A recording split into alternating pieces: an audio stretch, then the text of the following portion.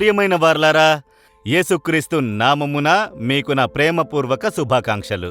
ఈ దినము మిమ్ములను చూడడము, మీతో మాట్లాడడము నాకెంతో సంతోషము. ఎందుకంటే యేసు మిమ్మల్ని అధికంగా ప్రేమించుచున్నారు, మీ కొరకై ప్రార్థించు భారమును అధికముగా అనుగ్రహించుచున్నారు.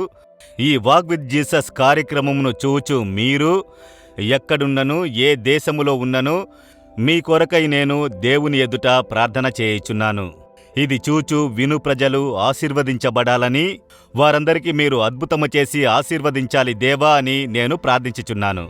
తప్పక మీరు ఆశీర్వదించబడెదరు, ఎందుకంటే ప్రభువైన యేసు మీ మీద చాలా అక్కర కలిగిన ఒక దేవుడు. వేదగ్రంథములో ఆదికాండము 15వ అధ్యాయము 1వ వచనములో అబ్రహాము అనే ఒక మనుష్యునకి దేవుడు దర్శనమయ్యి ఒక మాట చెప్పుచున్నారు. అబ్రహామా, భయపడకుము, నేను నీకు కేడము, నీ బహుమానము అత్యధికమగునని చెప్పాను అని దేవుడు చెప్పినారు. నీవు భయపడకు, నేను నీకు కేడముగా ఉన్నాను, నీకు బలముగా ఉన్నానని చెప్పుచున్నారు. ఎందుకు దేవుడు హఠాత్తుగా అలా చెప్పాలి? ఈ అబ్రహామును దేవుడు పిలిచినప్పుడు అతడు లోబడి సమస్తమును విడిచిపెట్టి యేసుని, అదేమనగా యెహోవాను వెంబడించుట నేర్చుకొనెను. దేవుడు ఉండమన్న స్థలములో ఉన్నాడు. అక్కడున్న ప్రజలు ఎవరికీ దేవుని భయము లేదు, ఇష్టానుసారముగా పాపములో జీవించువారు.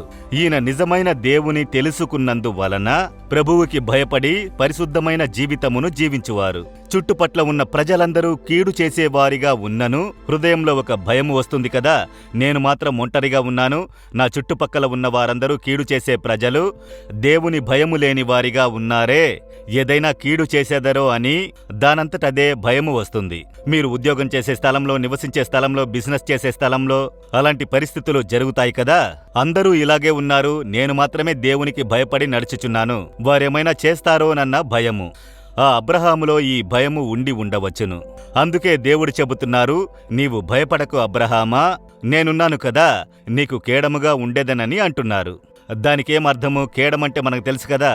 ఆ దినాల్లో యుద్ధము చేసేటప్పుడు యుద్ధవీరులు ఎడమ చేతిలో కేడము ఉంచుకొని ఉంటారు, కుడి చేతిలో ఖడ్గము ఉంచుకొని యుద్ధము చేస్తారు.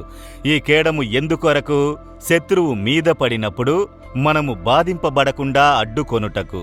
ఇక్కడ దేవుడు చెబుతున్నారు, ఎంతమంది నీకు విరోధంగా లేచి ఎన్నిసార్లు మీద పడాలని చూసినను నేను నీకు కేడముగా ఉండెదను, దెబ్బ నా మీద పడుతుంది, నీ మీద పడదు, భయపడకు అబ్రహామా, నేను నీకు కేడముగా భద్రతగా ఉండేదనని చెప్పుచున్నారు. అదే దేవుడు మిమ్మల్ని చూసి చెప్పుచున్నారు, నా కుమారుడా, నా కుమార్తె, నీవు నివసించే ప్రాంతంలో, చదువుకునే ప్రాంతంలో, ఉద్యోగం చేసే ప్రాంతంలో, బిజినెస్ చేసే ప్రాంతంలో నీ చుట్టుపట్ల కీడు చేసే ప్రజలు, ఈర్ష్యతో కూడిన ప్రజలు, నిన్ను నాశనము చేయాలని కంకణము కట్టుకుని ప్రజలు ఉన్నను ఎవరు నిన్ను తాకలేరు, నేను నీకు కేడముగా ఉండెదను. దేవుడొచ్చి నా సేవ పరిచర్య ప్రారంభ కాలములో మనుషుల వల్ల వచ్చిన కీడు వలన మనసు నీరసించి ఒకరోజు ఏడ్చాను. అప్పుడు దేవుడు చెప్పినారు, కుమారుడా, ఎందుకు ఏడుస్తున్నావు? నీవు భయపడకు, ఈ లోకము అంతే, ఈ లోక ప్రజలు అంతే, ఈర్ష్య వలన విరోధముగా మాట్లాడతారు, పైన పడి కీడు చేసెదరు, అయినను ఏవి నిన్ను నాశనము చేయనేరవు.